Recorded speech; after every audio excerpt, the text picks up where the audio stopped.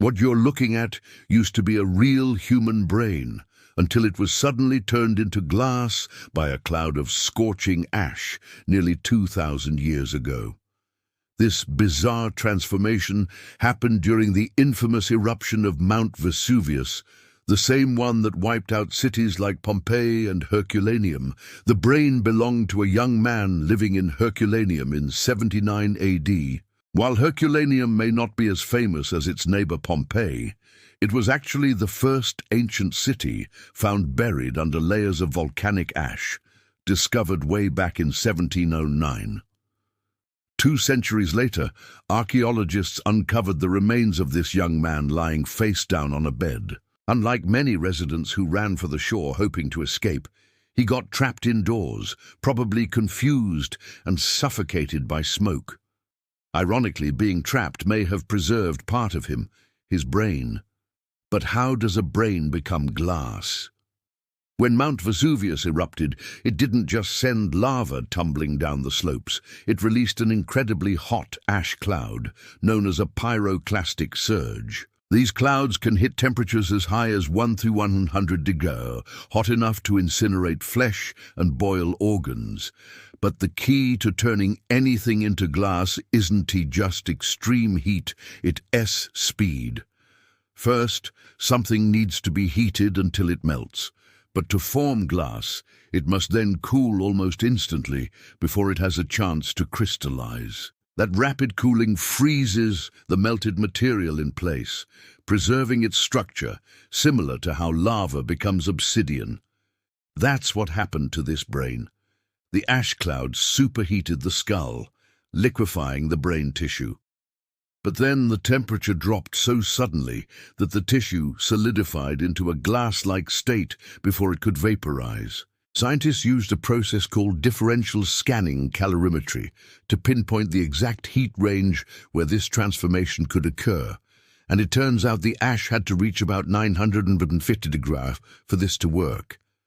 The reason only his brain survived like this? He was indoors. The building shielded him just enough to keep the heat from instantly destroying everything. The skull offered even more protection. Meanwhile, other citizens exposed outside didn't stand a chance. Their soft tissues simply vanished. Interestingly, only his brain went through this transformation. Other parts of his body didn't become glass, likely because they lacked the same fat and moisture content or weren't as shielded. Bones stayed intact, but only because they don't melt like tissue, and the ones that didn't burn just remained charred. At first, the archaeologists thought the shiny fragments inside his skull were obsidian or another kind of volcanic glass.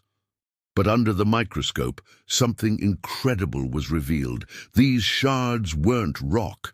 They were organic tissue, specifically brain cells. Not just any cells.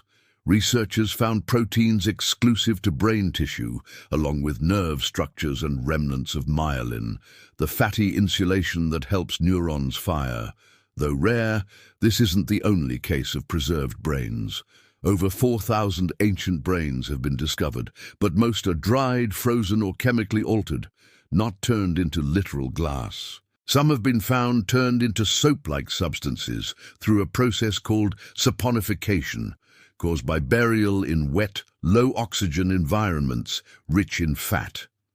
For example, in 1982, dozens of skeletons were uncovered in a Florida pond, some with preserved soap brains dating back 8,000 years.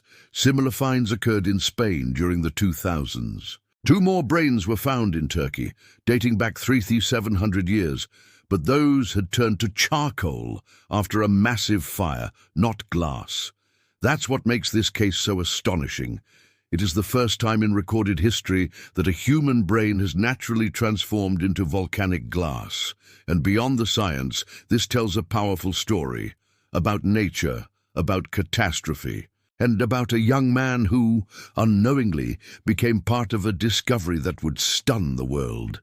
His brain, once filled with thoughts, dreams, and memories, now sits frozen in time, a rare glimpse into history, perfectly preserved by fire and ash.